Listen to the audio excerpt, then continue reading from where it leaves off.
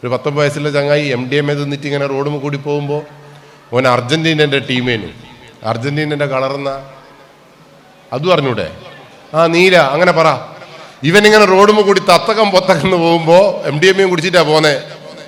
അങ്ങനെ ഒരു നീല ബസ് വരുന്ന കണ്ട് ഇവന്റെ മനസ്സിൽ എന്ത് ലഡു പൊട്ടി. എന്നാ ലഡു പൊട്ടിയേ?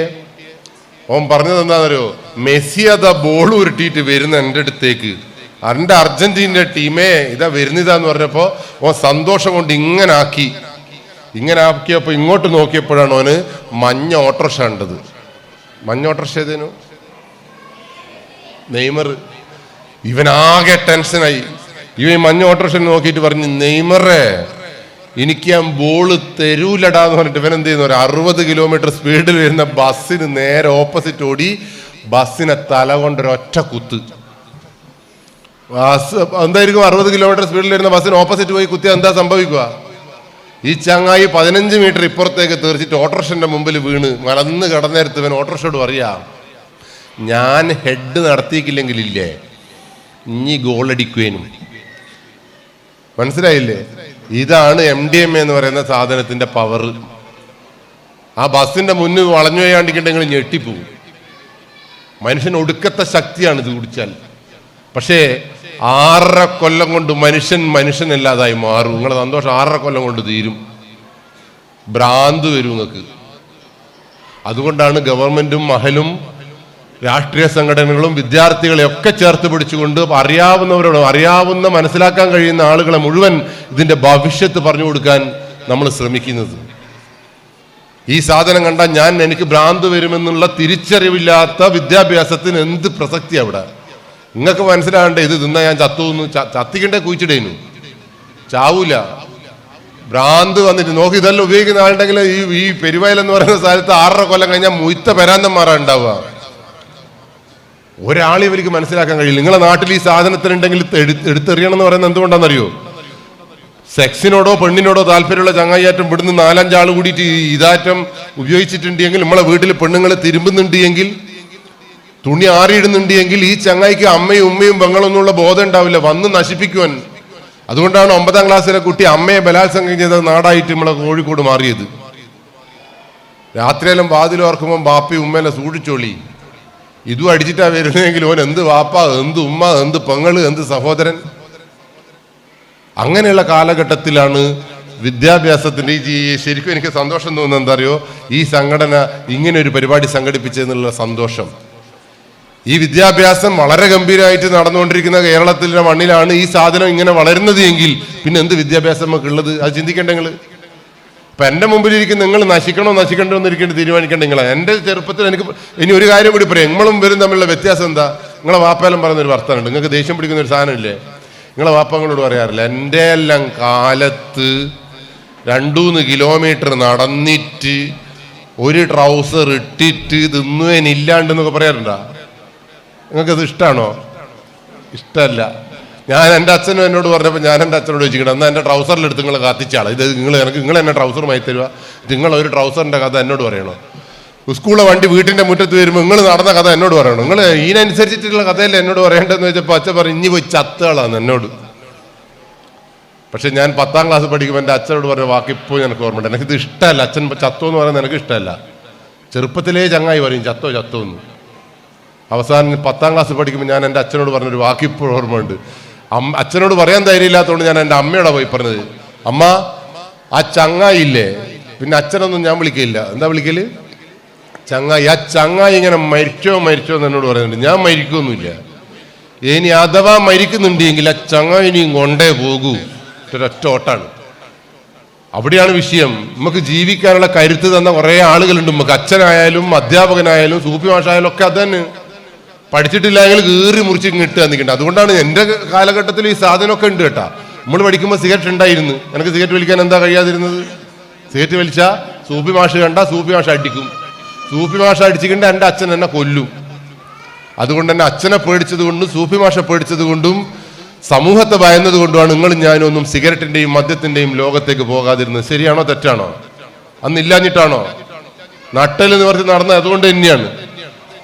ഇനി പ്രണയം എന്ന് പറയുന്ന സാധനം അങ്ങനെ തന്നെയാണ്.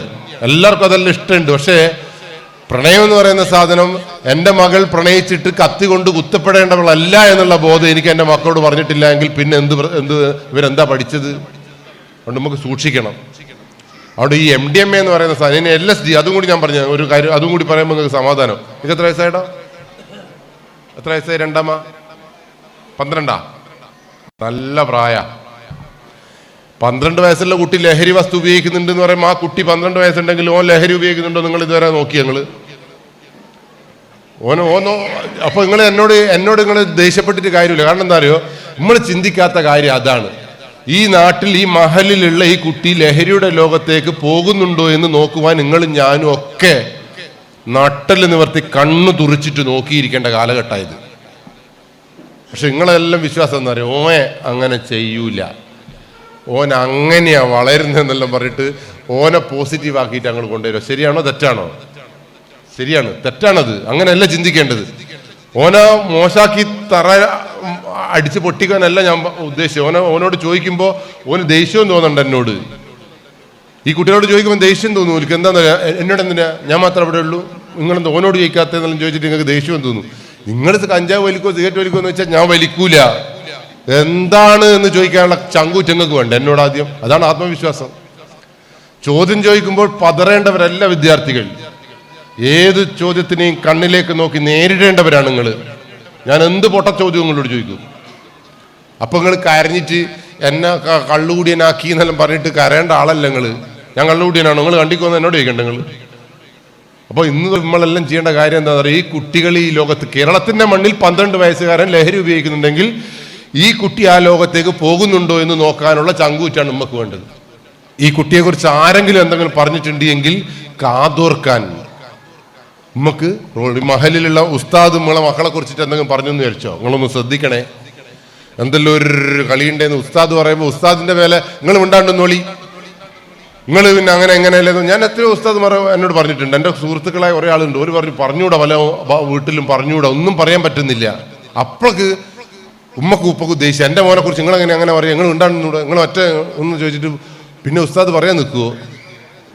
അപ്പം ഉസ്താദ് എന്ന് പറഞ്ഞാൽ ഈ നാട്ടിലുള്ള എല്ലാ കുട്ടികളെയും കണ്ണുകൊണ്ട് കാണുന്നതും വളർത്തുന്നതും പഠിപ്പിക്കുന്നതുമായ ഒരു ഉസ്താദിനല്ലേ നിങ്ങളെക്കാൾ നല്ല രീതിയിൽ നിങ്ങളെ മക്കളറിയാം.